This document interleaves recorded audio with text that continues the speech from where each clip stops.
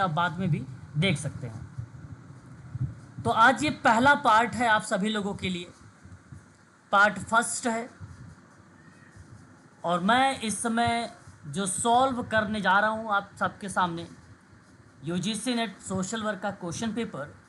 यह है 13 दिसंबर 2023 का ये पेपर है, सोशल वर्क का पार्ट फर्स्ट है। और जून 2025 में यानी 21 जून से लेकर 30 जून 2025 के बीच में यूजीसी नेट सोशल वर्क का पेपर है। और आप सभी लोगों के लिए मैंने आईएमपी के रूप में बताया है कि 2020, 2021, 2022, 2023 और 2024 का सोशल वर्क का ये पेपर 5 साल का है। ये आप लोगों को सॉल्व करना विथ ऑप्शन, यानी हर एक ऑप्शन के बारे में आपको यहाँ पे इंफॉर्मेशन कलेक्ट करनी है। काफ़ी मददगार साबित होगा, 60% आपको ये अंक देगा। ठीक है, ये 5 वर्ष का अगर आपने पेपर अच्छे से पढ़ लिया तो ठीक है। हर एक प्रश्न के पीछे उसका उत्तर ही जानना ज़रूरी नहीं है, उनके चारों विकल्प का जानना बहुत ज़रूरी है। ठीक है, तो वहाँ पे आपका 60% कवर होगा। ठीक है, तो बहुत ही अच्छे से आप लोगों को देखना है। और उसके बाद हम लोग यूनिट नंबर 8 आज चर्चा करेंगे, इंडियन कॉन्स्टिट्यूशंस। और कल मैंने बताया था भारतीय संविधान के अंतर्गत किस तरीके से गठन हुआ, उसके बारे में आज हम लोग इसी के आगे बढ़ेंगे। प्रस्तावना का भी टॉपिक लेंगे आज में। ठीक है, तो चलिए स्टार्ट करते हैं। सबसे पहले क्वेश्चन पेपर, क्वेश्चन नंबर आज का पहला, और ये 51 से स्टार्ट है। 1 से लेकर 50 क्वेश्चंस जो है कोर पेपर होता है, सोशल वर्क का पहला पेपर होता है। ठीक है, सभी के लिए सामान्य होता है। सोशल वर्क में देखिए, क्यूबलर और राश यानी रॉश ने दुख के 5 चरण बताए हैं, और इन्हीं 5 चरणों को आपको क्रम में व्यवस्थित करना है। इसकी पीडीएफ भी आपको मिल गई होगी, है ना, इसकी पीडीएफ आप लोगों को मिल गया होगा। और यदि नहीं मिला है तो आप एक बार हमें कमेंट करेंगे व्हाट्सएप पर, मैं आपको शेयर कर दूंगा। परंतु पहले मुझे ये बताइए कि क्यूबलर और रॉस के द्वारा 5 प्रकार के कौन कौन से दुख के चरण है, और वो भी सीक्वेंस में, यानी क्रम में आपको बताने हैं यहाँ पर। ठीक है, क्रम में। प्लीज़ जवाब एक बार बताएं आप लोग, क्या होना चाहिए?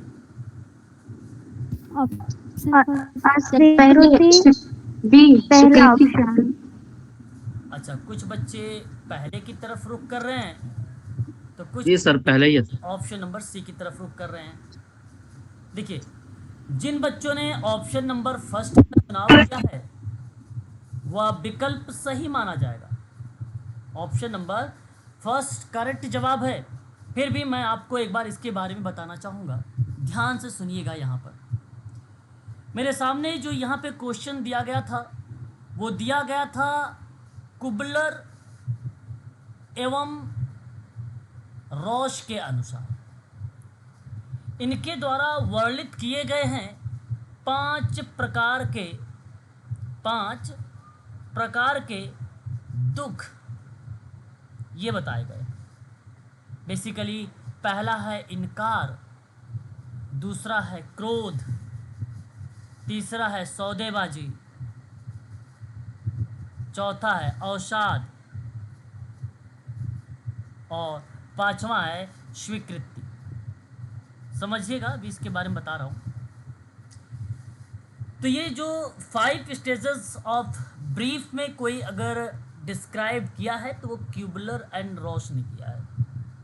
डिनाइल को इनकार कहा गया है, एंगर को बेसिकली क्रोध बोला गया है, बार्गेनिंग का मतलब बताया गया है सौदेबाजी, डिप्रेशन का मतलब अवसाद बताया गया है, एक्सेप्टेंस का मतलब यहाँ पर अगर हम बात करते हैं तो चर्चा की गया है स्वीकृति से, यानी एक्सेप्ट। ठीक है, अब ये 5 प्रकार के दुख क्यूबलर रॉस ने सन 1969 में एक अध्ययन किया ऑन डेथ एंड डाइंग करके, डाइंग। ये एक पुस्तक आई सन 1969 में, और उस पुस्तक में 5 प्रकार के दुख के बारे में चर्चा किया गया। ये अमेरिकी मनोचिकित्सक हैं, है ना, मरने वाले लोगों पर अध्ययन किया था इन्होंने, क्यूबलर और रॉस ने, और डेथ एंड डाइंग करके एक किताब लिखा और उसमें इसने बताया कि ये 5 प्रकार के होते हैं, जिसमें इन्होंने कहा कि रोगी केंद्रित और मृत्यु समायोजन के पैटर्न पर शोक यानी दुख के 5 प्रकार को कुछ इस तरीके से इन्होंने डिफाइन किया था। समझिएगा, मैं आप लोगों को पहले भी इसके बारे में, इसका कंटेंट, इसका यानी नोट्स आप लोगों को प्रोवाइड करा चुका हूँ, फिर भी एक बार यहाँ पर इन चीज़ों को आपको देखना आप सभी लोगों के लिए बहुत ज़्यादा ज़रूरी है। ठीक है, अच्छा ये था क्या, इस चीज़ को भी समझने का प्रयास करिएगा आप सभी लोग। इनकार का मतलब था बेसिकली डिनाइल से लिया गया था। शोक के शुरुआत या शोक के बाद शुरुआती दिनों में शून्य महसूस करना, दुख के समय की बात बता रहा हूँ। जब शुरुआती दिन होता है तो वो सेवार्थी या क्लाइंट शून्य महसूस करना एक आम बात है। कुछ लोग शुरू में ही ऐसे ही रहते हैं कि जैसे कुछ ही हुआ ही ना हो, मतलब वो जानते हैं कि भाई सभी के साथ ये घटना घटित होने वाली है। ठीक है, तो ये बहुत बड़ी चीज़ नहीं है। तो इस तरीके की प्रतिक्रिया डिनाइल यानी इनकार में दर्शाया गया। भले ही हम अपने दिमाग से जानते हो कि किसी की मृत्यु हो गई है, लेकिन यह मानना मुश्किल हो सकता है, ठीक है, कि कोई महत्वपूर्ण व्यक्ति वापस नहीं आ सकता है ना। कोई मृत व्यक्ति अगर हम कहें तो वो वापस नहीं आ सकता है। व्यक्ति की उपस्थिति को महसूस की जा सकती है, उसकी आवाज़ या उसे देखने की कोई एक आम बात है। बेसिकली जनरली हम लोग ऐसे में देख लेते हैं, आवाज़ सुन लेते हैं कहीं पर भी, उस प्रक्रिया में। तो कभी कभी उस चीज़ों को हम एक्सेप्ट नहीं करते हैं। इनकार करने के संदर्भ में दर्शाया गया कि वो व्यक्ति अपने आप को शून्य महसूस करता है, यार ऐसा तो हो ही नहीं सकता था, फिर भी वो चीज़ें हो गई। ठीक है, हो गई। दूसरी बात, इन्होंने गुस्सा को दर्शाया। गुस्सा मतलब क्रोध को। क्रोध एक पूरी तरह से स्वाभाविक भावना है और किसी भी या किसी की मृत्यु के बाद यह बहुत ही स्वाभाविक हो जाता है। मृत्यु क्रूर या अनुचित लग सकता है, खासकर तब जब आपको लगता है कि किसी की मृत्यु समय से पहले हो गई हो, समय से पहले हो गई हो। आपने भविष्य के लिए साथ मिलकर कुछ योजनाएं बनाई थी। अब मरने वाले व्यक्ति के प्रति गुस्सा महसूस करना या उनकी मृत्यु से पहले हमने जो कुछ किया या नहीं भी किया उसके लिए खुद पर गुस्सा का होना एक आम बात बताया गया कुबलर और रॉस के द्वारा। ये दूसरा स्टेप था। तीसरा है बार्गेनिंग यानी सौदेबाजी। जब हम दर्द में होते हैं तो कभी कभी हम ये स्वीकार करना कठिन करते हैं या मानने को तैयार नहीं होते हैं कि हम चीज़ों को बदलने के लिए कुछ नहीं कर सकते। बार्गेनिंग तब होती है जब हम खुद से या शायद भगवान से या ईश्वर से, अगर हम धार्मिक हैं तो सौदा करना शुरू कर देते हैं। और ये बात आप भली भांति तरीके से समझ पा रहे हो। हम ये मानना चाहते हैं कि अगर हम खास तरीके से काम करेंगे तो हम बेहतर महसूस करेंगे। यह भी एक आम बात है कि हम खुद को अतीत में हुई जो घटनाएं हैं, जो चीज़ें हैं, उसके बारे में बार बार सोचते रहते हैं और बहुत सारे क्या होता है या अगर मगर इस तरीके के बहुत सारे क्वेश्चंस भी हमारे सामने उपस्थित होते हैं या प्रस्तुत होते हैं। तो कहने की बात यह है कि कभी कभी यह स्वीकार करना बड़ा कठिन हो जाता है कि हम चीज़ों को बदलने के लिए कुछ भी नहीं कर सके, है ना। और बार्गेनिंग हम कभी कभी ईश्वर से करने लगते हैं कि ये कर दोगे तो भाई आपको ये कर देंगे, आपको 1.25 किलो लड्डू चढ़ा देंगे। ठीक है, हम वहाँ मंदिर पे जाएंगे, उस पे यात्रा कर लेंगे या आपका दर्शन कर लेंगे। इस तरीके की चीज़ें आ जाती हैं, वो बार्गेनिंग का पार्ट है। और ये क्रियाएं भी दुख के समय ही है हमें देखने को मिलती है, शोक के समय ही देखने को मिलती है। तो ये तीसरी बात थी। चौथा अवसाद है, डिप्रेशन। जब हम दुख के बारे में सोचते हैं तो हम अक्सर उदासी और लालसा के बारे में सोचते हैं। जब डिप्रेशन की कंडीशन में होते हैं तो यह दर्द बहुत तीव्र होता है और कई महीनों या सालों तक ये हो सकता है। जीवन ऐसा लग सकता है कि जैसे अब इसका कोई मतलब ही नहीं रह गया, जो बहुत डरावना हो सकता है ना। तो अवसाद बेसिकली कई टाइप का होता है, व्यक्ति किसी भी रुख में जा सकता है ना। तो ये बेसिकली दर्द की परिस्थिति में देखने को मिलता भी है, और उदासी, लालसा जैसी एक्टिविटीज़ भी यहाँ पर देखने को मिलता है। कुबलर और रॉस ने बताया कि एक प्रकार का अवसाद भी कहीं ना कहीं दुख का टाइप है या प्रकार है। एक होता है स्वीकारना या स्वीकृति। दुख लहरों में आता है, और ऐसा महसूस भी हो सकता है जब एक दुख आता है तो उसके पीछे कई दुख आने शुरू होते हैं, है ना।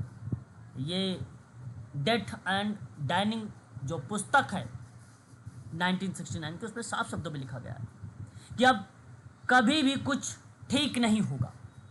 लेकिन धीरे धीरे ज़्यादातर लोगों को लगता है कि दर्द कम हो रहा है, और उसे स्वीकार करना संभव ही नहीं मानते, उसे स्वीकार ही नहीं करते कि दर्द हमारा कम हो रहा है, दुख हमारा कम हो रहा है। समय एक ऐसी चीज़ है कि समय परिस्थिति को अनुसार जब चलती है तो वो चीज़ें सारी बदल देती है। हम किसी प्रियजन की मृत्यु से कभी भी उबर नहीं सकते। अगर आपका कोई या हम सभी का कोई अगर प्रिय व्यक्ति है तो उसकी मृत्यु से हम कभी भी उससे उबर नहीं सकते, लेकिन हम फिर से जीना सीख सकते हैं। साथ ही उन लोगों की यादों को अपने पास रख सकते हैं जिन्हें हमने खो दिया है, तो वो चीज़ें हो सकती हैं। तो इस परिस्थिति में बताया गया कि ये दुख के 5 स्टेप हैं या 5 चरण हैं। ये बात ज़रूर ध्यान रखिएगा। और यही बातें आपके जो ऑप्शन नंबर फर्स्ट में दिया गया है कि पहला यहाँ पे अस्वीकृति, अस्वीकृति का मतलब इनकार, इनकार का मतलब डिनाई, ए का मतलब क्रोध यानी गुस्सा यानी एंगर, और उसके बाद ई का मतलब बार्गेनिंग यानी सौदेबाजी, डी का मतलब अवसाद यानी डिप्रेशन, लास्ट में बी यानी स्वीकृति एक्सेप्टेंस। ये जिन बच्चों ने ऑप्शन नंबर ए का चुनाव किया है वो सही जवाब बता रहे हैं। 1969 की बात है ये, इस चीज़ को ध्यान रखिएगा। पुस्तक का नाम था ऑन डेथ एंड डाइंग, ये पुस्तक का नाम है। कुबलर एक अमेरिकी मनोचिकित्सक हैं। इन्होंने एक घातक बीमारी से पीड़ित लोगों को अपनी मृत्यु का सामना करने से वर्णित करने के बारे में वहाँ पे चीज़ों को विकसित किया या उनके सामने प्रस्तुत किया। दुख के बारे में सोचने के तरीके के रूप में किस तरीके से व्यक्ति सोच सकता है, उस चीज़ों को अपना सकता है, वही क्रिया यहाँ पर प्रस्तुत की गई। तो सही जवाब ऑप्शन नंबर फर्स्ट होगा। चलिए आगे बढ़ते हैं क्वेश्चन नंबर सेकंड। स्वयं व्यक्ति के साथ क्या समस्या है और इसका वर्गीकरण और मूल्यांकन क्या कहलाता है, ये आपके सामने 4 विकल्प है, वो कौन सा निदान होगा। क्वेश्चन नंबर 50 सर हेतु की निदान पहला से option C sir C number first तीसरा है हेतुकीय निदान। इसको हम लोग डायग्नोसिस ऑफ इटियोलॉजी कहेंगे। इसे हम लोग क्या बोलेंगे, डायग्नोसिस ऑफ इटियोलॉजी बोलेंगे। जो ऑप्शन नंबर सेकंड है इससे डायनेमिक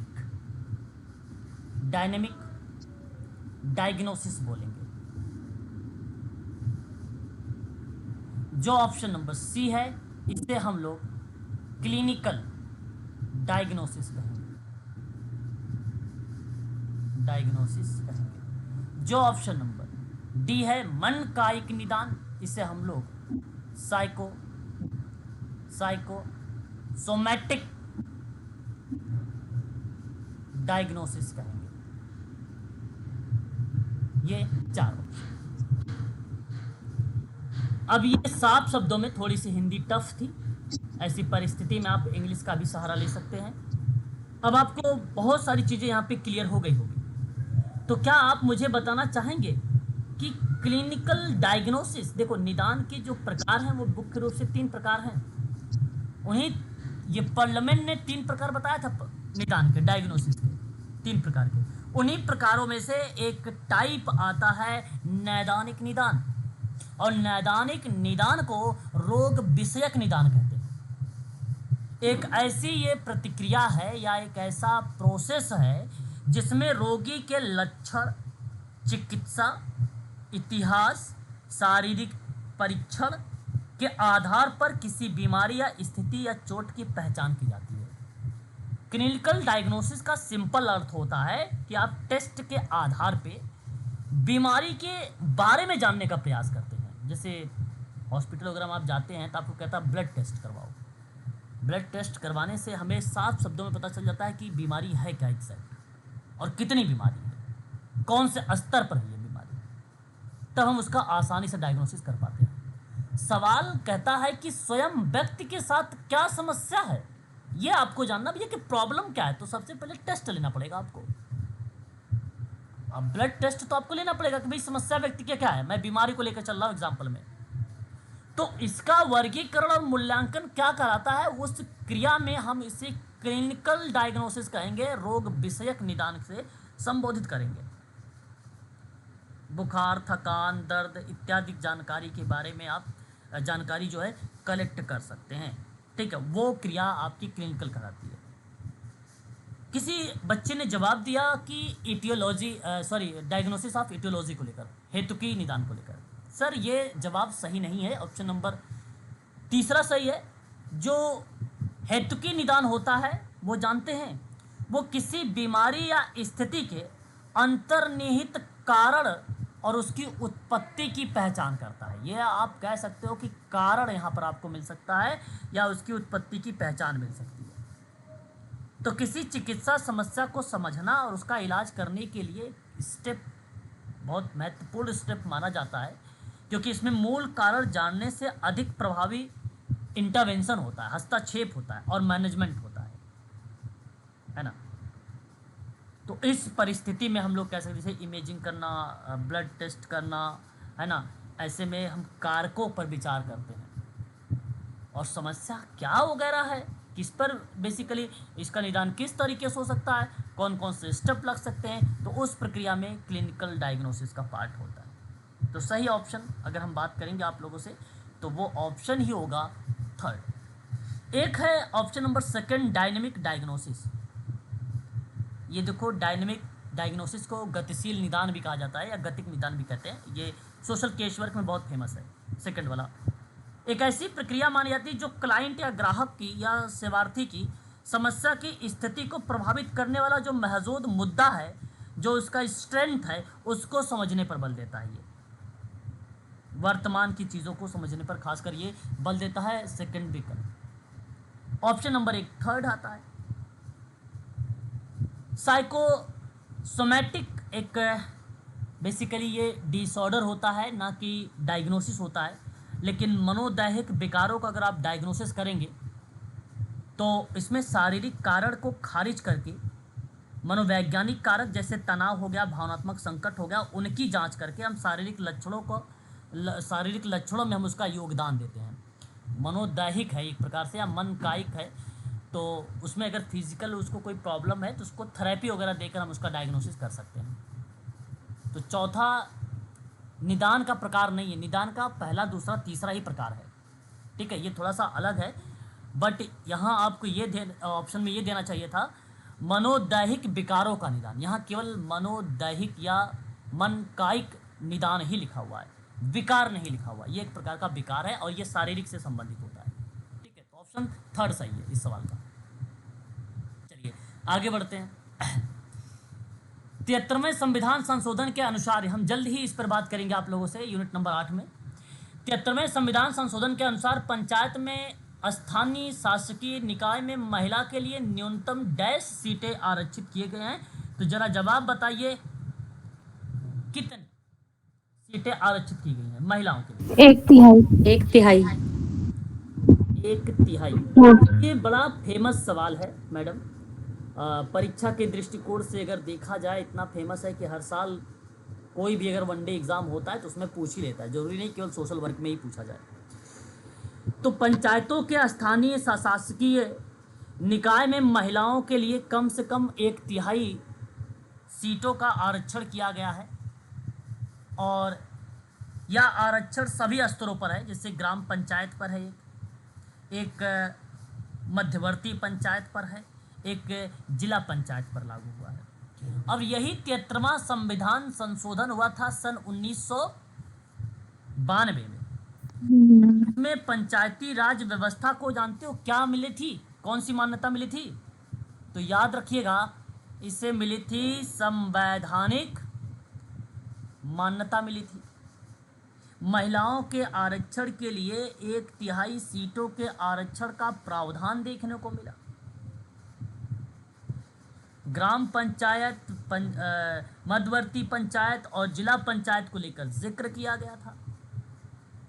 अब देखो, एक चीज और यहां पे ध्यान में रखना है आपको कि अनुसूचित जाति और अनुसूचित जनजाति, एससी और एसटी के बारे में 73वें संविधान संशोधन में एससी और एसटी के लिए पंचायतों में सीटों का आरक्षण सुनिश्चित किया गया था और उनकी जनसंख्या के अनुपात में होगा।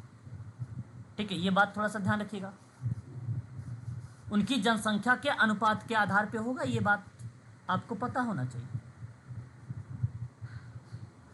ठीक है, अनुसूचित जाति और अनुसूचित जनजाति के आरक्षण के संदर्भ में आपसे बात कर रहा हूं, और वो भी 73वें संविधान संशोधन में पंचायतों में सीटों के आरक्षण की बात जनसंख्या के अनुपात में बताया गया है।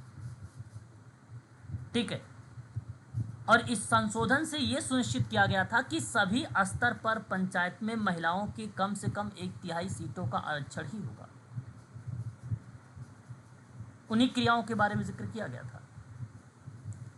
तो एससी एसटी के लिए, बल्कि महिलाओं के लिए स्थानीय शासन में भागीदारी सुनिश्चित करने के लिए एक महत्वपूर्ण ये संशोधन हुआ था।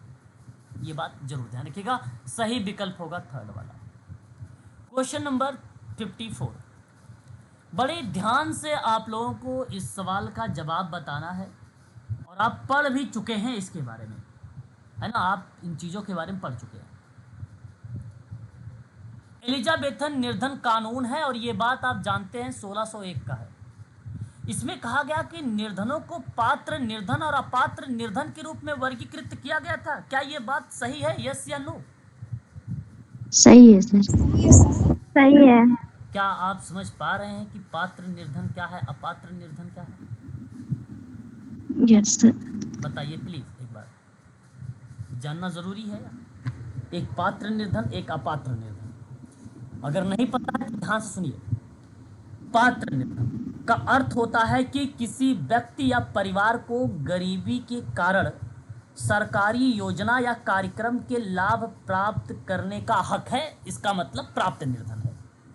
तो भाई 1601 ने कहा था कि हम घर घर सर्वे करेंगे, होम विजिट करेंगे, और उसमें ये अंडरस्टैंड करेंगे कि भाई ये निर्धन है, इसको इस योजना का लाभ मिलना चाहिए तो मिलेगा, और ये बात सत्य थी।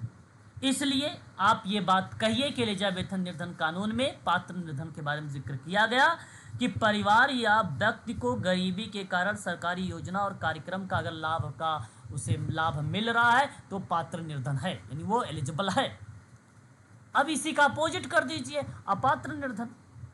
किसी व्यक्ति या परिवार को गरीबी के बावजूद सरकारी योजना और कार्यक्रम का लाभ प्राप्त करने का अधिकार ही नहीं है, तो वो अपात्र निर्धन है। और ये भी बात एलिजाबेथन पुअर लॉ में 1601 वाले एक्ट में कहा गया था। जैसे आय की सीमा, निवास स्थान, अन्य प्राप्तांक मानदंड है। भाई आपके पास मकान है, अच्छी खासी आपके पास इनकम है, अच्छा खासा आपके पास ज़मीन है, तो उन लोगों को कहा गया भैया कि आप अपात्र निर्धन। ठीक है, ये बोल दिया गया। ठीक है, और ये बात सत्य है। तो पहला कथन आपका करेक्ट है, इसमें कोई दो राय नहीं। 21-30 जून के बीच में जो एग्ज़ाम 2025 में होगा, वहाँ ये सवाल देखने को मिलेंगे। जरूरी नहीं कि यही एक डिक्टो मिले, लेकिन एलिजाबेथन से संबंधित सवाल जरूर मिलेंगे आपकी परीक्षा में। पॉइंट नंबर सेकंड की बात करता हूं, तो सेकंड वाले पॉइंट में कहा गया कि अमानवीय निर्धन कानून में, ठीक है, समझना बात को, यहाँ पे अमानवीय निर्धन कानून से बताया गया कि अधिक कष्ट भोगने वाले निर्धनों की श्रेणी में, जो अधिक कष्ट भोगते हैं, वो जो शारीरिक सक्षम निर्धन है वो, और जो बलिष्ठ निर्धन है वो। अब इस पर समझना बात को, पहले समझिए फिर जवाब दीजिएगा। देखिए 1601 गरीब राहत अधिनियम था, एलिजाबेथन पुअर लॉ, जहाँ सक्षम गरीबों को कार्यशाला में काम पर रखना और निराश्रित लोगों को राहत प्रदान करने के लिए प्रावधान बनाए गए थे। ठीक है, और इसमें कहा गया अमानवीय में रखा गया कि भाई भेदभाव, जैसे इन कानून में गरीबों के साथ उनके व्यक्तिगत और सामाजिक परिस्थिति के आधार पर भेदभावपूर्ण व्यवहार अगर किया जा रहा है तो वो बहुत ही गलत बात है। तो भेदभाव रहित क्रियाएं होनी चाहिए, गरीबों को नियंत्रण में रखना है ना। और कई ऐसी चीज़ें थी जो उभर के सामने आई थी। तो अमानवीय निर्धन कानून बेसिकली समाप्त कर दिया गया, लेकिन उनकी विरासत अभी भी सामाजिक नीतियां और गरीब लोगों की प्रति दृष्टिकोण में दिखाई देती है, परंतु अमानवीय निर्धन कानून बेसिकली अब समाप्त कर दिया गया। एलिजाबेथन पुअर लॉ का समझो एक छोटा भाई है, बट उसी का मिलता जुलता ये पार्ट है, लेकिन एलिजाबेथन काफ़ी ज़्यादा सक्सेसफुल निकला, लेकिन अमानवीय निर्धन कानून सक्सेसफुल नहीं है। ठीक है, इस बात को आप ध्यान रखिएगा। अब देखिए इसमें कहा गया कि भाई दो प्रकार के निर्धन होते हैं, पाए गए। एक बताया गया कि फिजिकली एबल पुअर, और एक आप लोगों के सामने दर्शाया गया एक्सट्रीमली, मतलब आप कह सकते हो बलिष्ठ, अत्यंत गरीब या बलिष्ठ गरीब कह लीजिए। आवश्यकताओं की भारी कमी हो रही है, वो बलिष्ठ निर्धन है। बलिष्ठ निर्धन का मतलब मत समझिए कि बहुत बड़ा बलवान होगा, पैसे वाला होगा, ऐसा मत समझिए। अत्यंत गरीब समझिए, बलिष्ठ निर्धन का मतलब ये है। आवश्यकताओं की भारी कमी और अत्यधिक गरीबी की स्थिति, जहां व्यक्ति परिवार अपनी सबसे बुनियादी ज़रूरतें जैसे भोजन है, आश्रय है, स्वास्थ्य है, उसको पूरा करने के लिए अगर संघर्ष कर रहा है, तो उस क्रिया में यूनाइटेड नेशंस ने ये बात कह भी दिया कि यह अत्यधिक या बलिष्ठ निर्धन है।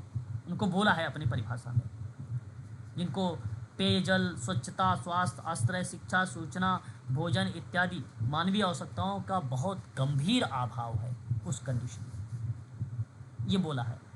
तो ये बात यूएन ने कहा है, न कि अमानवीय निर्धन कानून ने कहा है। और उसमें अधिक कष्ट भोगने वाले निर्धन की श्रेणी में क्या ये दोनों आते हैं, जो शारीरिक सक्षम निर्धन है वो, या जो अत्यधिक गरीब है या अत्यधिक निर्धन है वो? नहीं, मैं आपको बता दूं, अमानवीय निर्धन में इस तरीके की बात ही नहीं कही गई है। ठीक है, इस क्रिया में इस तरीके की चीज़ को लेकर इस लॉ में जिक्र ही नहीं किया गया है। और ये लॉ बेसिकली क्या है, एक ऐसा कानून था जो गरीब को असंगत रूप से प्रभाव में डालता था। अक्सर बेघर होने या अनौपचारिक काम जैसे गरीब से संबंधित व्यवहारों को अपराधी बनाते हैं, उस पार्ट को ही होता है। जैसे गरीब अगर कोई व्यक्ति है अमानवीय निर्धन कानून के अंतर्गत, तो उसमें ये कहा गया कि अगर कोई व्यक्ति गरीब है तो वो अपराधी बन जाता था। परिस्थितियां विपरीत थी, उसे भोजन नहीं मिल पा रहा था, आश्रय नहीं था, इसलिए वो अपराधी बन गया। ठीक है, नक्सलवादी, आतंकवादी, आप ऐसा नाम दे सकते हैं, यहाँ पर वो बन सकता है। तो इस क्रिया में इसको जो है परिभाषित किया गया था। ठीक है, तो ये टोटली गलत है, सेकंड वाला पॉइंट गलत है, इस तरीके की बातें इसमें नहीं कही गई है। ठीक है, दोनों अलग अलग बात थी, इसलिए व्याख्या भी नहीं है, केवल आपका पहला पॉइंट सही है, दूसरा गलत है, और आप कहिएगा तीसरा वाला ऑप्शन सही होगा। ठीक है, ऑप्शन नंबर तीसरा सही। सामुदायिक संगठन डैश का आधार है, बड़ा आसान सवाल है ये। जब से मैं 2024 में सवाल आया, दोनों में आया था, जून में भी आया और 8 जनवरी 2025 को भी आया, 2025 को 2 बार, और फिर उसके बाद जून 2023 में भी आया। अब दिसंबर 2023 का पेपर आप कर रहे हो सॉल्व, यहाँ पर भी देख लो ये सवाल आ गया, तो 4 बार आ गया, देखो यहीं पर। बहुत इंपॉर्टेंट सवाल है, जरा एक बार जवाब दीजिएगा, क्या ऑप्शन होना चाहिए? संसाधन। तीसरा। भाई साहब, थर्ड अनुमत आवश्यकताएं। बिल्कुल बिल्कुल बिल्कुल, फील्ड आपको मैंने पढ़ाया है महसूस आवश्यकताएं, अनुभूत आवश्यकताओं को। पेपर देखिएगा जरूर एक बार, पहले का पिछला मैं करवा चुका हूँ, इसका मतलब मैंने अभी करवा ही रहा था आप लोगों को और बता भी रहा हूँ। यहाँ पर किसी विशेष नियम, कानून, समझौते के तहत अनुमति दी जाती है या अधिकृत किया जाता है, उस परिस्थिति में ये सामुदायिक संगठन में इसको शब्द जो है यूज किया जाता है। यहाँ आप पढ़ेंगे फेल्ट नीड, इस तरीके का शब्द इंग्लिश में पढ़ेंगे। और यदि याद आ रहा है फेल्ट नीड तो उठा के देखिएगा, अनुभूत आवश्यकताएं आपको पता चल जाएगी, कम्युनिटी ऑर्गेनाइजेशन से संबंधित है और ये कई बार रिपीट हो चुका है। क्वेश्चन नंबर नेक्स्ट, संधारणीय विकास पढ़ा चुका हूं, यूनिट नंबर 7 का पार्ट था सस्टेनेबल डेवलपमेंट। और जरा बताइए कि मुख्य लक्ष्य क्या है। अगर सही जवाब दोगे तो समझो इस बार कल्याण हो जाएगा। बताइए सही जवाब। तीसरा। तीसरा सर, पर्यावरण संरक्षण एवं विकास। थर्ड सर जी, थर्ड। देखो बहुत बढ़िया जवाब। What is the main goal of sustainable Nations development. और यहाँ अगर आपने मुझे ये जवाब ऑप्शन नंबर 3 में दिया है कि पर्यावरणीय संरक्षण, विकास परक क्रियाकलापों का संतुलन, तो आपने सही जवाब दिया है। ये सतत राष्ट्रीय विकास का मुख्य लक्ष्य बेसिकली होता यही है कि वर्तमान और भविष्य की पीढ़ी के लिए बेहतर जीवन स्तर को सुनिश्चित करना, आर्थिक विकास, पर्यावरण संरक्षण और सामाजिक समानता को संतुलित करना। अब देखो यहाँ पे तो आर्थिक विकास नहीं लिखा हुआ है, यहाँ पे लिखा हुआ पर्यावरण संरक्षण और लिखा हुआ विकास परक क्रियाकलाप। विकास परक क्रियाकलाप लिखा हुआ है, इसका मतलब इसमें दो बातें शामिल किया गया है। एक बात इसमें शामिल की गई है आर्थिक, दूसरी बात इसमें शामिल की गई है सामाजिक।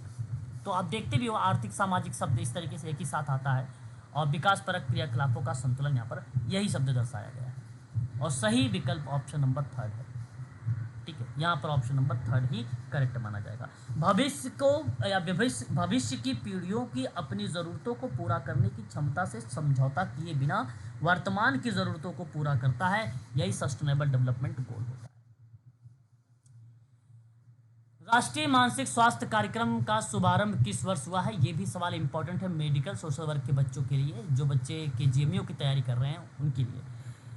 तो प्लीज़ इसका जवाब बताएं कि सही विकल्प 1980। सर 4। और विकल्प आप बता रहे हैं। फर्स्ट। देखिए मैं आपको बता दूं, राष्ट्रीय मानसिक स्वास्थ्य कार्यक्रम की शुरुआत हुआ था 1982 में। आयोग ने,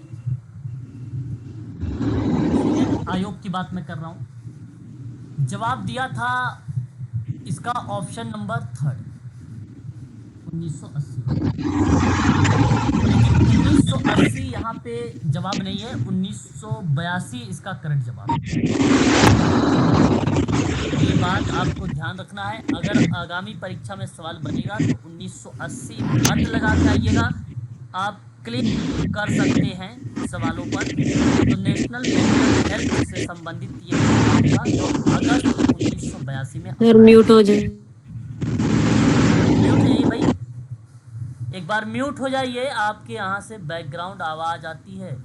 ठीक है, आगे बढ़ते हैं। क्वेश्चन नंबर नेक्स्ट, समर्थन अथवा सहायक सेवा परिवार न्यायालय। देखो बड़ा अच्छा सवाल है, समर्थन और सहायक सेवा परिवार न्यायालय। ठीक है, न्यायालय मतलब जस्टिस या कोर्ट कह लीजिए, क्या अनिवार्य अनुलग्न है और इसकी संघटक सेवाएं कौन सी हैं। क्या इस बात को समझ पा रहे हैं आप, इस सवाल क्या कहता है।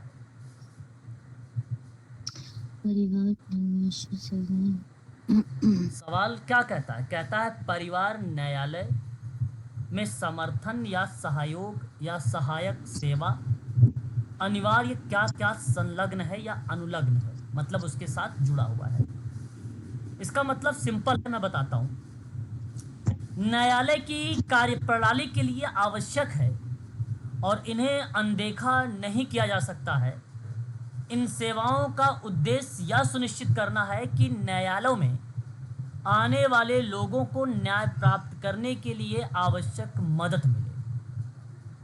तो कहा कि परिवार न्यायालय मतलब फैमिली कोर्ट, आप ऐसे कह लीजिए, परिवार न्यायालयों में समर्थन सेवा के कौन कौन से एग्जाम्पल या कौन कौन सी सेवाएं शामिल हो सकती हैं। तो मैं आपको एक सिंपल शब्दों में बताता हूं। एक तो सोशल वर्कर यहां पर हो सकता है, दूसरा परामर्श यहां पे शामिल हो सकता है, तीसरा यहां पे मध्यस्थता शामिल हो सकती है ना।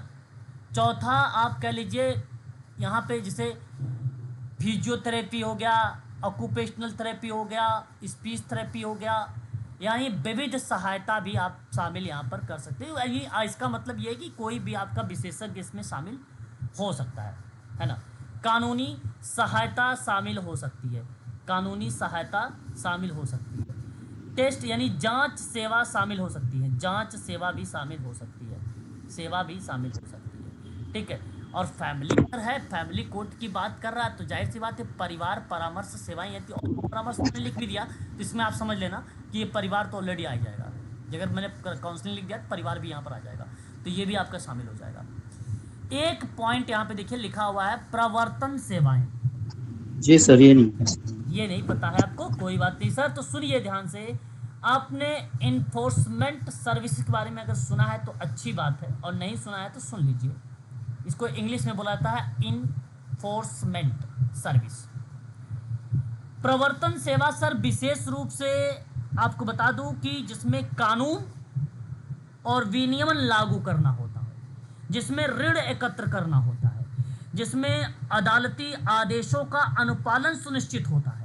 ये वो सेवाएं हैं सर जहां व्यवस्था बनाए रखने में आपकी मदद करता है, व्यवस्था बने रहे। राजस्व एकत्र करने में आप अहम भूमिका अदा कर सकते हो, फंड वगैरह को कलेक्ट करने में, ठीक है।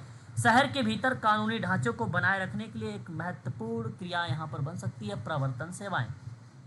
प्रवर्तन सेवाएं, तो प्रवर्तन सेवाएं न्यायालय के आदेश को क्रियान्वित करने में महत्वपूर्ण भूमिका निभाती है, जैसे कि संपत्ति जब्त कर लेना, संपत्ति सौंप देना। सिंपल बात है, अगर आपने किसी की जमीन पर कब्जा कर रखा है और उसने कोर्ट कर रखा है, तो इसका मतलब है कि आपने अगर सही तरीके से किया तो आपको दिलवा देगी कोर्ट, तो ये प्रवर्तन सेवा हो गई। और यदि आपने उसको कब्जा कर रखा इनलीगल तरीके से, तो उस परिस्थिति में आपको वो कोर्ट जो है खारिज कर देगी और आपको वहाँ से हटा के जिस बंदे की ज़मीन होगी उसको वो दे देगी। और इन दोनों को अगर नहीं है तो भैया वो तो या तो मंदिर में हो जाएगा या तो सरकार की डीडीए फ्लैट वगैरह के रूप में चली जाएगी, है ना। अब डीडीए फ्लैट मतलब दिल्ली का बता रहा हूँ मैं, आप लोगों को भी अपने अपने राज्यों के बारे में सोच सकते हो कि वो अपने राज्य के या राज्य की ज़मीन हो जाएगी, ठीक है। तो वो भी चीज़ें यहाँ पे शामिल है। तो इसलिए पहला सही है, दूसरा सही है, तीसरा सही है, चौथा सही है, लेकिन सामाजिक धार्मिक सेवा नहीं शामिल है। न्यायालय कहता है क्या अपने धर्म को आचार प्रचार करो, संविधान तो कहता ही नहीं, पहली बात है कि नहीं। ये बात तो आप साफ शब्दों में, न्यायालय संविधान पर बेस्ड है समझो। तो समर्थन अथवा सहायक सेवा परिवार न्यायालयों के अनिवार्य अनुलग्न में कौन कौन सी सेवाएं शामिल हो सकती हैं, तो ऊपर के 4 तो शामिल होंगी, लेकिन जो ई वाला पॉइंट है सामाजिक धार्मिक सेवाएं ये शामिल नहीं होगी। अतः क्वेश्चन नंबर 58 का विकल्प जो जाएगा ABCD, ऑप्शन नंबर फर्स्ट आपका करेक्ट होगा। क्वेश्चन नंबर नेक्स्ट, सामाजिक प्रतिरक्षा के अंतर्गत सेवाएं प्रदान करने के लिए हाल ही में किस लक्ष्य समूह को जोड़ा गया है। बहुत ही इंपॉर्टेंट सवाल फिर देखने को मिलेगा जून 2025 में। अगेन बताइए, रिपीट हो सर सेकंड दूसरा। ट्रांसजेंडर। क्या बात है। अच्छा आप लोग कॉपी तो नहीं कर रहे हो क्या कहीं से, कि मन से बता रहे हो? नहीं सर, आप पढ़ा चुके हैं सर। चलो फिर तो बहुत बढ़िया है, कॉपी मत करिएगा क्योंकि बहुत बच्चे सही जवाब दे रहे हैं सर। और बिल्कुल यहाँ पे अगर आपने ट्रांसजेंडर का चुनाव किया है सर तो करेक्ट जवाब दिया है आपने। सामाजिक प्रतिरक्षा के अंतर्गत जो सेवाएं प्रदान करने के लिए हैं वो ट्रांसजेंडर है, यानी आप यहाँ पर कह सकते हैं कि व्यक्तियों को एक लक्ष्य समूह के रूप में जोड़ा जा रहा है। आपको बता दूं मैं, राष्ट्रीय पोर्टल के अकॉर्डिंग, नाम सुना भी होगा, सामाजिक न्याय अधिकारिता मंत्रालय, साफ शब्दों में कहा कि भारत सरकार के सामाजिक न्याय अधिकारिता मंत्रालय ने ट्रांसजेंडर के लिए एक नई दिशा में कदम उठाया है। उनके रोजगार के लिए भी कह सकते हो, उनके व्यवसाय के लिए कह सकते हो, उनके ताकि काउंसलिंग एक प्रकार से परामर्श दिया जा सके, नशा मुक्ति सेवाएं को भी वहाँ पे उनको साथ प्रोवाइड कराया जा सके, ठीक है, ट्रीटमेंट, रिहेबिलिटेशन सर्विसेज इत्यादि सर्विसेज इसको प्रोवाइड कराया जा सके। और सही विकल्प है ट्रांसजेंडर। हाल ही में सामाजिक प्रतिरक्षा अंतर्गत सेवाओं को लेकर ये बातचीत की गई है और इसका सही विकल्प यही माना जाएगा, ये आपको ध्यान रखना है ना। चलिए आगे बढ़ते हैं, एक और पॉइंट हम लोग यहां पर विचार करते हैं नेक्स्ट क्वेश्चन पर।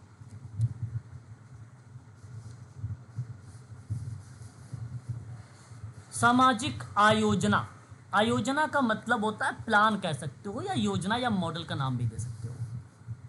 सवाल बनाया गया ये कि सामाजिक आयोजना का मॉडल निम्नलिखित में से कौन सा नहीं है। अब मैं कहता हूं कि भाई आप देखो, पेपर देने अगर आप बैठ रहे हो एग्जाम में, तो औधोगामी, ऊर्ध्वागामी, लेफ्ट राइट और सहभागी हिंदी बन सकती है बच्चों के लिए, कुछ बच्चों के लिए। तो ऐसी परिस्थिति में आपको क्या करना होगा, इंग्लिश में कन्वर्ट करना होगा, ठीक है।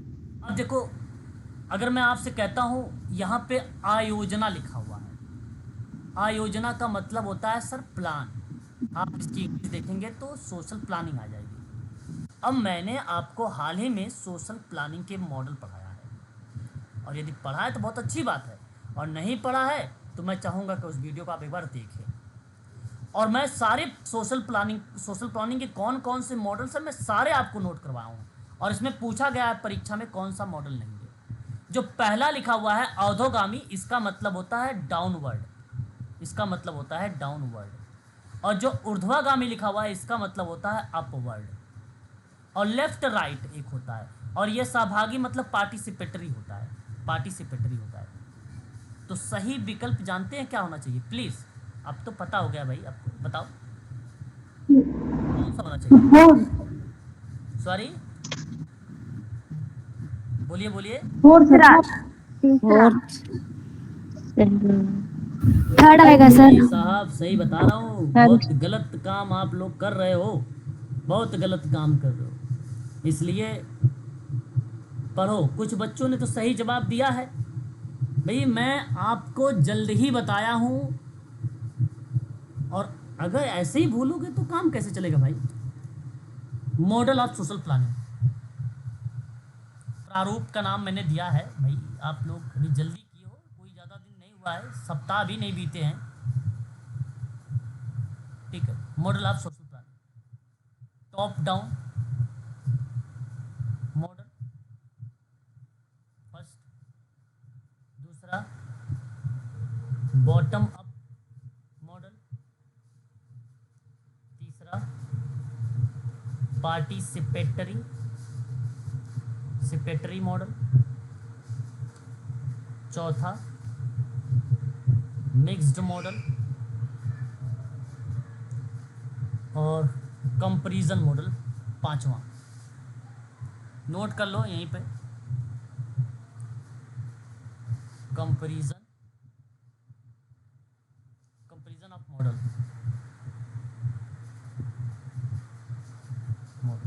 पांच।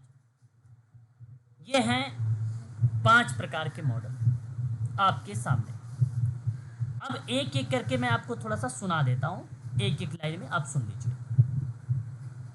टॉप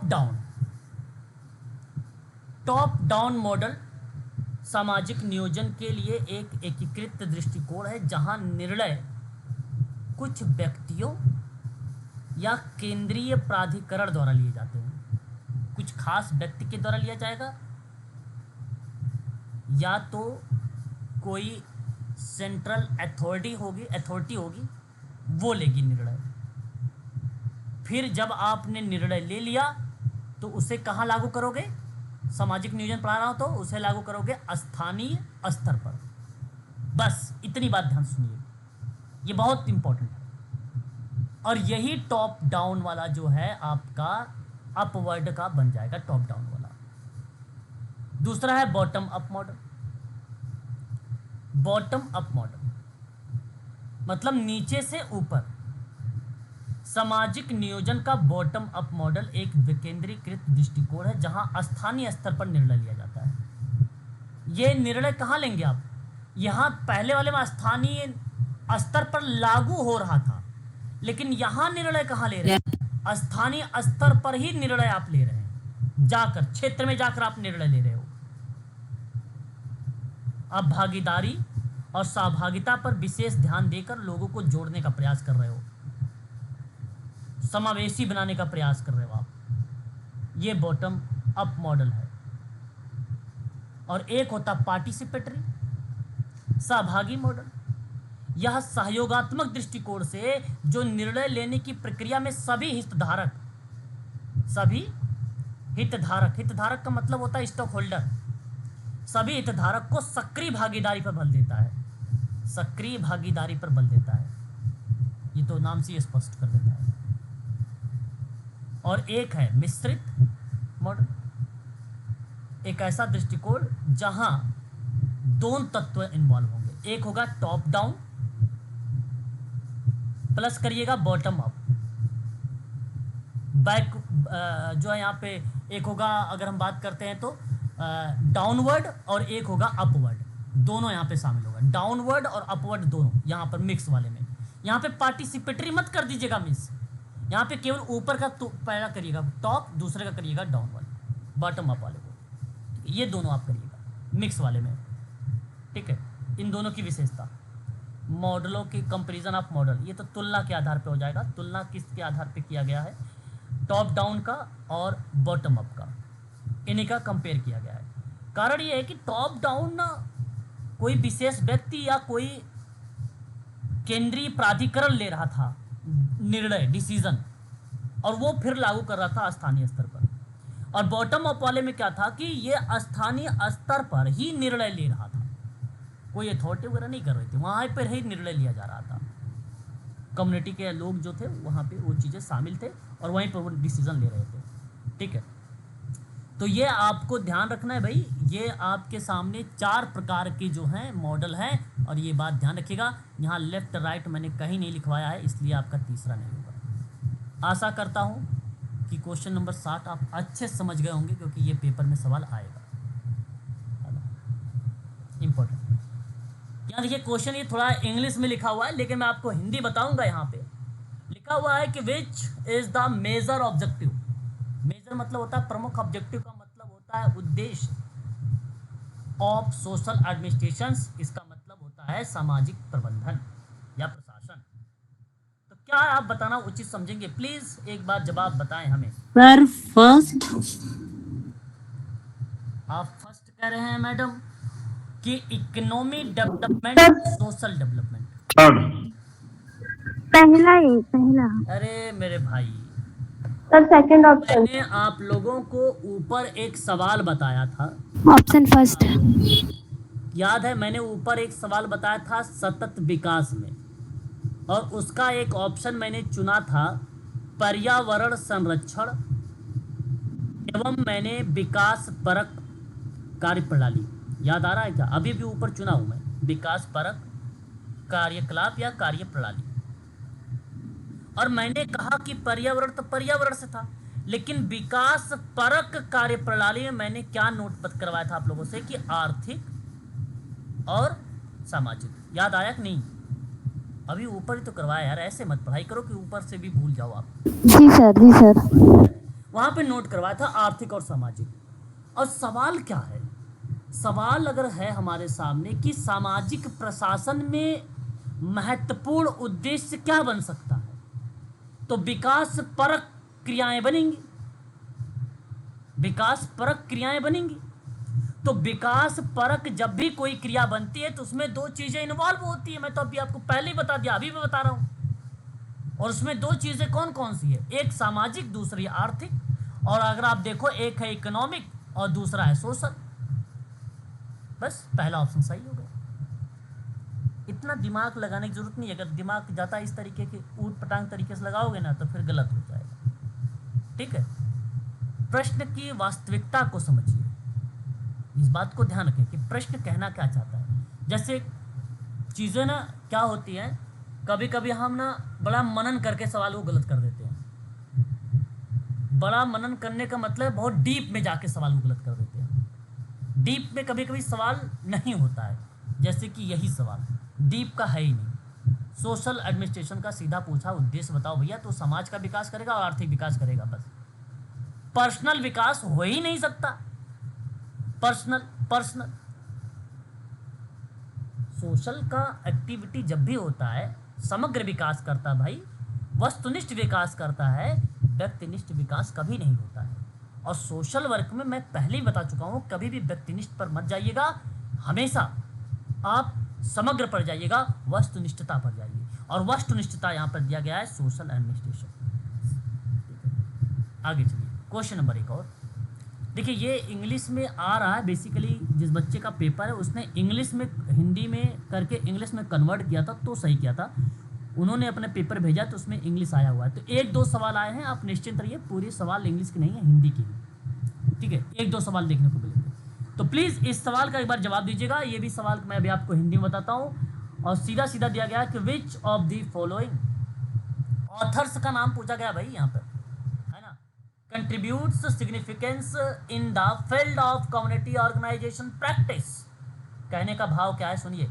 निम्नलिखित में से किस लेखक ने सामुदायिक संगठन अभ्यास के क्षेत्र में महत्वपूर्ण योगदान दिया है, ये सवाल है। और कहाँ पे? Community organisation practice. किस लेखक ने, which one of the following authors, महत्वपूर्ण योगदान दिया है, कंट्रीब्यूट सिग्निफिकेंट, क्या नाम होना चाहिए? प्लीज जवाब बताएं। जैक रॉथमैन। सर दूसरा जैक रॉथमैन। जैक रॉथमैन। चलिए, यहाँ आपने जैक रॉथमैन का मैम जवाब दिया है, आपने करेक्ट जवाब दिया है। मैं आपको पहले ही बता चुका हूँ, अगर कम्युनिटी ऑर्गेनाइजेशन में नाम आ रहा है तो जैक रॉथमैन, मुर्रे जी रॉस, एम जी रॉस और रॉथमैन, HY सिद्दीकी और सॉल एलेंस्की, ये ऐसे कुछ विद्वान हैं कम्युनिटी ऑर्गेनाइजेशन में। जब भी नाम आता है इनका कम्युनिटी ऑर्गेनाइजेशन में आता है। गैसल-कोनफ का आप ग्रुप वर्क में कर लीजिए इनको, AR देसाई को आप ग्रुप वर्क में भी और एडमिनिस्ट्रेशन में भी आप इनको जोड़ सकते हैं, सोशल वेलफेयर एडमिनिस्ट्रेशन में। HH पल्लमैन का नाम आप सोशल केस वर्क में आप जोड़ सकते हैं, ठीक है। तो वैसे अगर आप आइडेंटिफाई ऑप्शन से करते तो बी वाले विकल्पों को आप आसानी से चयन कर लेते हैं। फिलहाल इस सवाल का विकल्प जो होगा वो ऑप्शन नंबर 2 होगा, लेकिन मैं एक बात आपको एडिशनल जानकारी दे रहा हूँ इस सवाल के प्रति।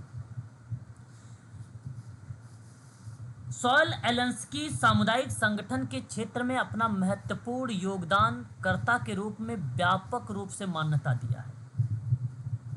सामुदायिक संगठन के जनक के रूप में अगर किसी को जाना गया है कम्युनिटी ऑर्गेनाइजेशन में, ध्यान सुनिएगा, कम्युनिटी ऑर्गेनाइजेशन में अगर किसी को जनक के नाम से जाना गया है तो वो है सॉल एलेंस्की।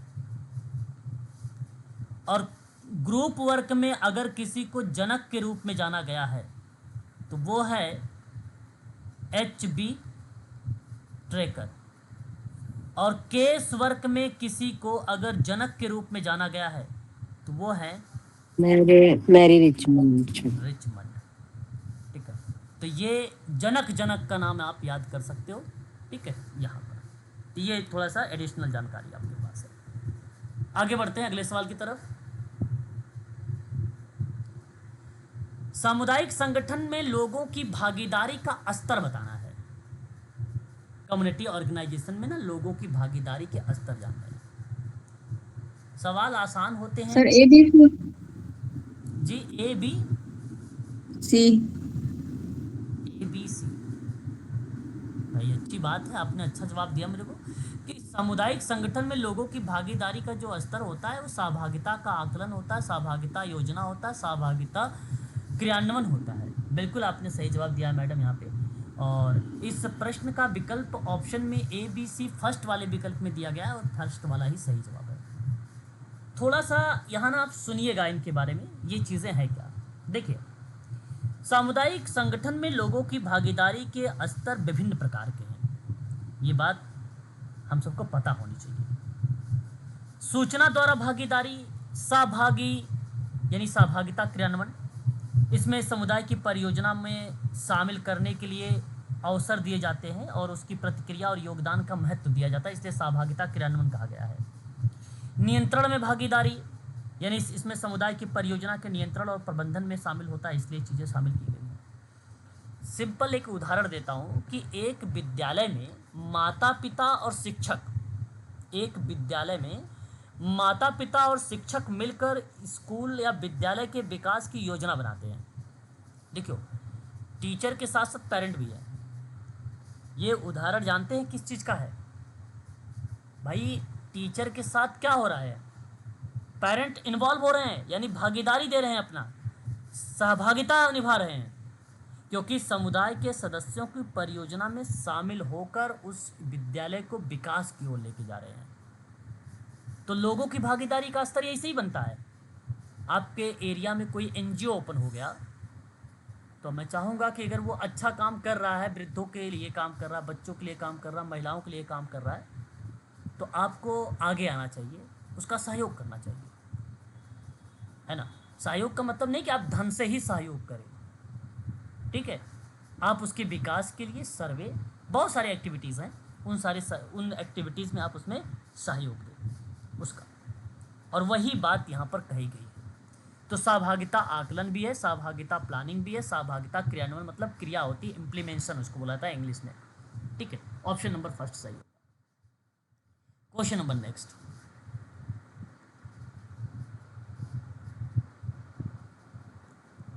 अधिक संपोषणी ढंग से जीवन में क्या तरीके हैं। अब ये सवाल देखो क्या है, यूजीसी नेट का जो हिंदी है भाई साहब बहुत टफ है, लेकिन आप निश्चिंत रहिए, घबराइए बिल्कुल भी, हम आपको इंग्लिश भी यहाँ पर बताएंगे, ठीक है। अधिक संपोषणीय ढंग से जीवन के क्या तरीके हैं, मतलब what are ways to live more sustainably, मतलब सस्टेनेबल वही सतत संधारणीय वही शब्द है, ठीक है। तो अब आप सोचिए एक बार इस सवाल के आधार पर। पहला कहता अधिक शाकाहारी भोजन करना, क्या आप बताओ, सिंपल बात है, अधिक संपोषणी ढंग से अगर जीवन के तरीके अगर आपको किसी को कहा जाए कि आप बताइए थोड़ा सा वो अपना लाइफ स्टाइल और अधिक तक और एज बढ़ा सके या स्वस्थ रह सके, इस प्रक्रिया में जीवन के क्या तरीके हो सकते हैं, तो आप सीधा सीधा कहेंगे ईटिंग मोर वेजिटेरियन फूड, आप यही बताएंगे, शाकाहारी भोजन अधिक ग्रहण करना चाहिए, और ये पॉइंट आपका सही माना जाएगा, पहला वाला। पुनः प्रयोग वाले कॉफ़ी कप, पानी की बोतल, शॉपिंग थैलों का प्रयोग करना, समझना। क्वेश्चन नंबर 64 के आधार पे मैं आपसे बात कर रहा हूँ, सेकंड वाला पॉइंट में। यूजिंग जो है यहाँ पे कहा गया है रीयूजेबल कॉफ़ी कप, ये देखो अगर हम बात करते हैं कि पुनः प्रयोग वाले कॉफ़ी कप आप यूज कर सकते हैं, ऐसा थोड़ी ना कि आप कप कोई फेंकते रहेंगे, है ना। यहाँ ये नहीं लिखा गया कि मिट्टी का कप या डिस्पोजल का कप, ऐसा चीज़ें नहीं यूज़ की गई है। ये एक अप्लाइड टाइप के आपके अवधारणा पर प्रश्न है ना, ऐसे सवाल है। तो पुनः प्रयोग वाले कॉफ़ी कप को आप कॉफ़ी कप का यूज़ कर सकते हो, पानी की बोतल यूज़ कर सकते हो, वाटर बोतल, एंड शॉपिंग बैग भी यूज़ कर सकते हो। अधिक संपोषणी ढंग से जीवन में ये तरीके हो सकते हैं और ये होते भी हैं, लोग करते भी हैं आज के समय में। तीसरा पॉइंट है ऊर्जा और जल की बचत करना, ये तो भाई साहब सकारात्मक बात ही लिखी गई है थर्ड वाले पॉइंट में। सस्टेनेबल डेवलपमेंट का एक आप पढ़ेंगे गोल ना, तो ऑलरेडी इसमें मिल भी जाएगा, एनर्जी वाला भी और सेफ वाटर वाला भी मिल जाएगा, सेफ वाटर वाला, तो ये आपका तीसरा तो होगा ही होगा। चौथे पॉइंट पे आप बताइए कि अवांछित मदों का दान नहीं करना, ये सर गलत। Unwanted item. क्या रख के क्या कूड़ा लगाओगे घर में? दान नहीं करोगे तो, फेंकोगे नहीं या सेल नहीं करोगे, ये गलत लिखा हुआ है ना? यस या नो? Not yes sir. जी सर गलत है, गलत जी है। गलत है। आइटम, बिल्कुल ये गलत बात है। तीसरा देखिए, मॉल और मार्ट में खरीदारी करना चाहिए। भाई अब देखो, पैसे वाले जो हैं भाई उनके लिए तो ठीक है, अब जो गरीब है वो मॉल और मार्ट में तो जा नहीं सकता। तो ये तो अधिक संपोषणी ढंग से जीवन के चक्र तो नहीं हो सकते, क्योंकि हमें बात करना है समग्र में सभी को लेकर।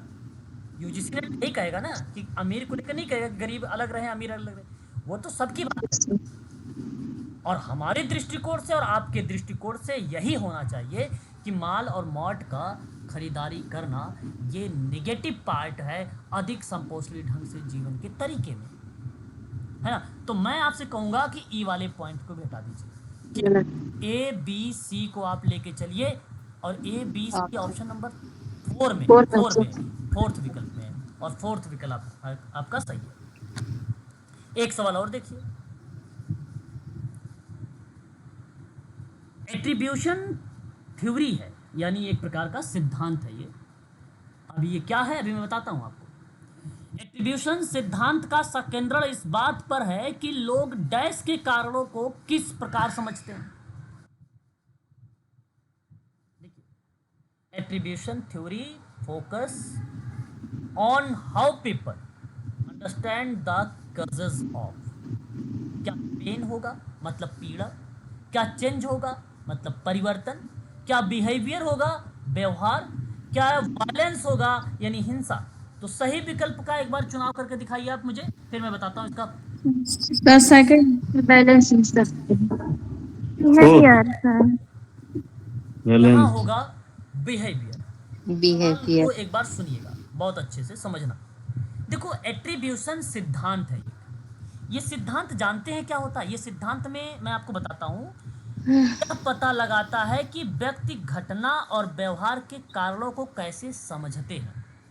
जैसे मैं सोशल वर्कर हूं और आप भी सोशल वर्कर हैं, आपको एट्रीब्यूशन थ्योरी तब लगाना है और मुझे तब लगानी है एट्रीब्यूशन थ्योरी जब व्यक्ति की घटना और व्यवहार के कारण को हमें समझना होगा।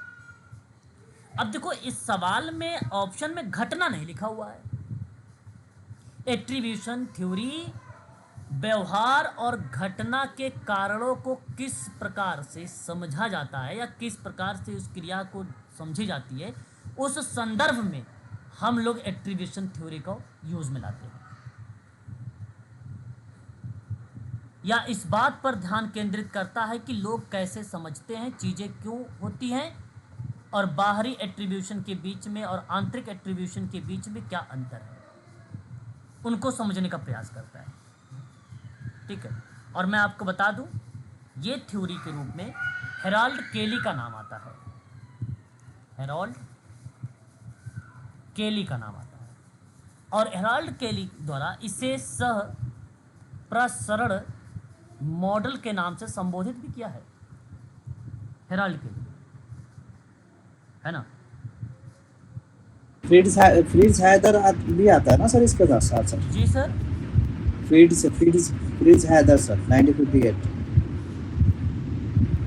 फ्रीज हैदर एंड पल्स, नहीं Fritz Heider sir, Heider FRI। अच्छा, फ्रिट्ज हैदर। जी फ्रिट्ज 1958। हैदर, देखो फ्रिट्ज हैदर का भी नाम आप बता सकते हो, देखो इस क्रिया में भी, लेकिन जहां प्रसरण का सिद्धांत आता है कंट्रीब्यूशंस को लेकर, है ना, उस परिस्थिति में हेराल्ड केली का नाम आप लोगों को लगाना। नहीं सर, अगर हम आपसे बात करते हैं, सुनिए मेरी बात, इस परिस्थिति में 20वीं शताब्दी में ये बेसिकली क्या हुआ मैं आपको बताता हूँ। जो नाम आप बता रहे हैं मनोवैज्ञानिक फ्रिट्ज हैडर का नाम, ठीक है, इनका नाम आपको बता दूं, 20वीं शताब्दी में इन्होंने एक अवधारणा प्रस्तुत किया था। सन 1958 का वर्ष आता है इनका, और उस समय इन्होंने इसको विकसित किया था एट्रीब्यूशन थ्योरी को लेकर। इसी थ्योरी को बाद में अगर किसी ने काम किया जहां बेसिकली व्यवहार और कारणों को समझने पर बल दिया। एट्रीब्यूशन ने एक मनोवैज्ञानिक वो थे, और उन्होंने खास कोई बिहेवियर और कोई घटना पर ज़्यादा विशेष बल नहीं दिया था, लेकिन हाँ पहला विद्वान अगर आप कहोगे तो फ्रिट्ज हाइडर का नाम लगा दीजिएगा। लेकिन बाद में हेराल्ड कैली और बर्नार्ड वेनर ने इस थ्योरी को काफ़ी डेवलप की है, काफ़ी आगे लेके गए हैं और उसका नाम भी दिया है सह प्रसरण model, the psychology of interpersonal relation attribution theory की अवधारणा अगर पूछेगा तो उस किताब में आप फ्रिट्ज हेडर का नाम लगाइएगा। अन्यथा अगर आपसे जो है सह प्रसरण का मॉडल पूछा या आपसे घटना या व्यवहार को किस तरीके से समझा जाए, इनके कारणों को, ये दो शब्द पूछे जाएंगे तो आप नाम लगाइएगा हेराल्ड केली का। हेराल्ड केली भी लगा सकते हो, बर्नार्ड का भी नाम लगा सकते हो। 3 विद्वान। एट्रीब्यूशन थ्योरी के साथ रिपीटेड क्वेश्चन है, पिछला बार आया था सर, वो आपको इसी का नाम आया था, फ्रिट्ज हाइडर का ही नाम आता है। मैं अगर ये कह रहा हूँ एट्रीब्यूशन थ्योरी में, तो एट्रीब्यूशन थ्योरी में तो मैं थोड़ी ना आपको बता रहा हूँ हेराल्ड कैली का नाम। मैं आपको कह रहा हूँ एट्रीब्यूशन थ्योरी में घटना का नाम लिख रहा हूँ प्लस में व्यवहार बोल रहा हूँ, तो मैं बता रहा हूँ आपको हेराल्ड कैली का नाम। अगर एट्रीब्यूशन थ्योरी मैंने कहा 20वीं शताब्दी में सर्वप्रथम अगर नाम लेना है तो फ्रिट्ज हेडर का ही नाम लीजिए। मैं ये तो बता तो रहा हूँ आपको। अगर व्यवहार और घटना का नाम लेगा तो ये थोड़ी ना आप बताओगे, ये सब आया भी हो पेपर में, अगर आया है अगर बताइए फ्रिट्ज हेडर का नाम दिया है तो फिर तो गलत दिया है। हो ही नहीं सकता कि घटना और व्यवहार दिया हो और उसमें नहीं, घटना व्यवहार नहीं सर, थैंक यू सर। वो हो ही नहीं सकता। ठीक है, तो ये चीज़ जरूर ध्यान रखिएगा। ठीक है, चलिए आगे बढ़ते हैं, एक और सवाल लेते हैं हम लोग। ठीक है सर, चलिए। निम्नलिखित से कौन सा सर स्क्रीन नहीं दिखाई दे रहा है। जी क्या कर रहे हो सर? स्क्रीन नहीं दिखाई दे रहा सर। एक बार लेफ्ट करके सर दोबारा से ज्वाइन करिएगा। तो दोबारा ज्वाइन किए हैं। अभी सर आप क्या नेटवर्क इशू है? बाकी बच्चों की स्क्रीन दिखाई दे रही है, यस या नो? यस सर दिखाई दे रहा दिखाई दे रही है। ठीक है, फिर सर आपके पास पर्सनल प्रॉब्लम है ना, आप उसको सही करिए, ठीक है नेटवर्क सर। खत्म हो गया फोन में। ठीक है तो सर, ठीक है। निम्नलिखित में से कौन सा सामुदायिक संगठन का उपागम नहीं है ना? उपागम नहीं है। देखो अब मैं आपको पढ़ा चुका हूँ कि भाई कौन कौन से उपागम हैं, है कि नहीं? जरा बताइएगा इसमें से कौन सा उपागम नहीं है भाई? ऑप्शन 4। हाँ, पितृसत्तात्मक कोई उपागम नहीं है। प्रक्रिया उपागम भी कह सकते हो, टास्क भी बोल सकते हो, टास्क एक्शन भी बोल क्रिया। सकते हो, है ना? तीनों हो सकते हैं, बाकी यहाँ नीचे नहीं है। सामाजिक न्याय अधिकारिता मंत्रालय के अंतर्गत एक शब्द आता है PREM। ठीक है भाई, प्रेम, इसका फुल फॉर्म बताना है भाई, जरा बताइए। ऑप्शन 4। ऑप्शन 1 बता रहे हो आप लोग? मैं आपको बता ऑप्शन 4 सर, 4। अच्छा, ऑप्शन 4 बता रहे हो, फिर सही बता रहे हो आप। पहले आता है प्लानिंग, फिर आता है रिसर्च, फिर आता है इवैल्यूएशन, फिर आता है मॉनिटरिंग। यही ना हुआ? 4 तो हो गए। जी सर। PREM हो तो गए, यही है। ठीक है, तो इस शब्द के बारे में जो है अगर हम बात करते हैं तो सामाजिक न्याय अधिकारिता मंत्रालय के संदर्भ में PREM का अर्थ योजना, अनुसंधान, मूल्यांकन और निगरानी होता है। ठीक है, और यहाँ जो योजना होता है मतलब दीर्घकालिक रणनीति बनाई जाती है, योजना तैयार किया जाता है। अनुसंधान का मतलब होता है समुदाय के सामने आने वाली जो चुनौतियाँ होती हैं उसकी खोजा जाता है, खोज कर फिर हम उसको एक लक्ष्य लेते हैं, उस लक्ष्य पर काम करते हैं। फिर कार्यक्रमों और उसके प्रभाव का प्रभावशीलता से हम उसका आकलन करते हैं और ये सुनिश्चित करते हैं कि भैया ये लक्ष्य हमें लेना चाहिए और ये बड़ा इंपॉर्टेंट है, इसलिए वो मूल्यांकन का पार्ट बन जाएगा। फिर आता है निगरानी, यानी नीति और योजना पर प्रगति पर हमें नज़र रखना पड़ेगा, प्रगति हो रही कि नहीं हो रही उस पर नज़र रखना पड़ेगा।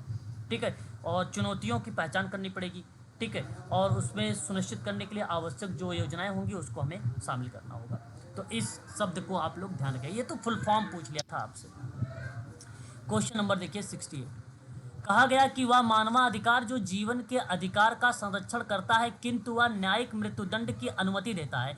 यह डैश मानवाधिकार का एक उदाहरण है। बताइए कौन सा पार्ट इसके अंतर्गत शामिल हो सकता है?